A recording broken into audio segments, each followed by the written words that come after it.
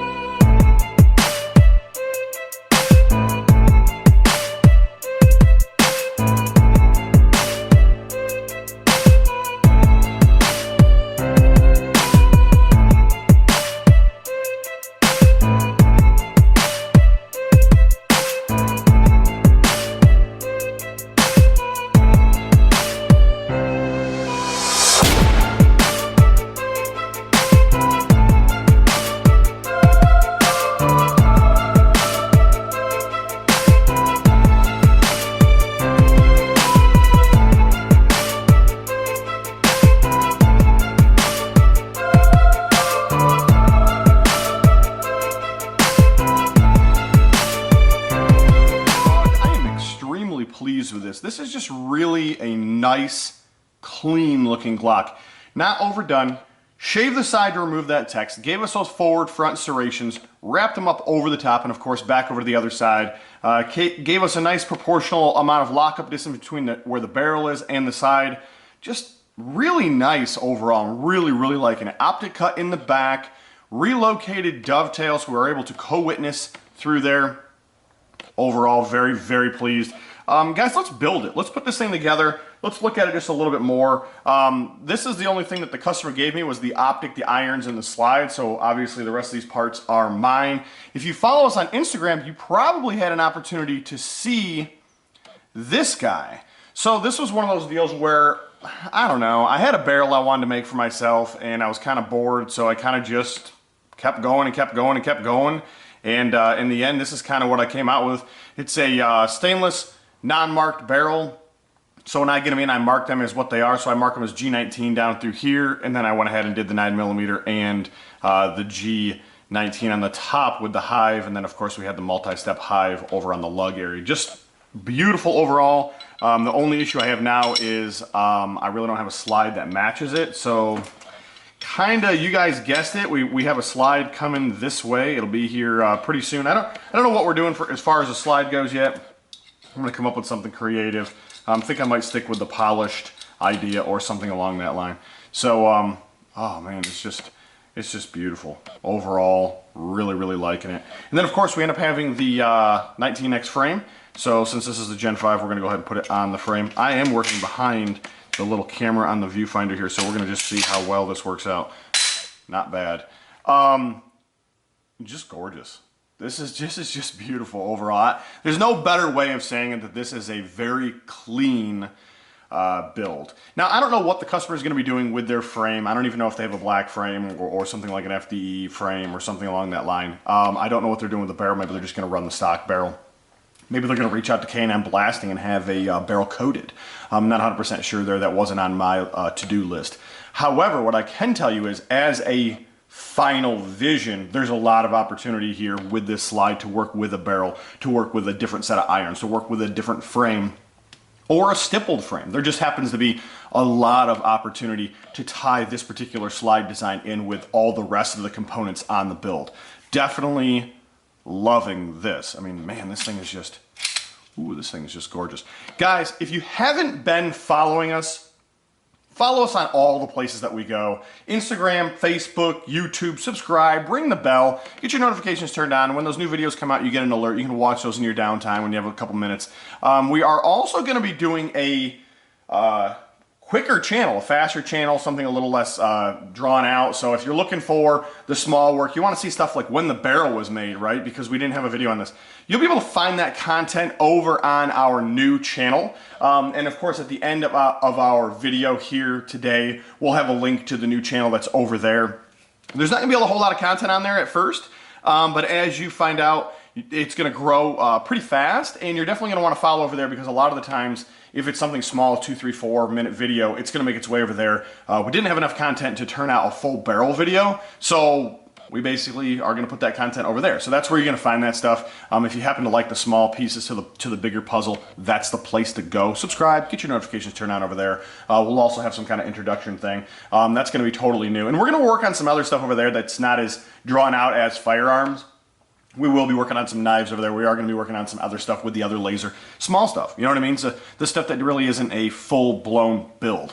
Now, of course, if you're not following us on Instagram, you should be. That's where this barrel was first posted. I think we hit like 12 or 1,300 views in a 24-hour span. So it was one of those deals where there's a lot of people that are following us over on there as well. And then if you don't happen to do Instagram, then you can always catch our pictures on the webpage, which is NCEngravers.com. You can also catch those pictures over on Facebook, which you don't necessarily have to sign in order to see those pictures. So there's an opportunity there to kind of still stay updated with everything that's going on without necessarily being connected with everything that's going on.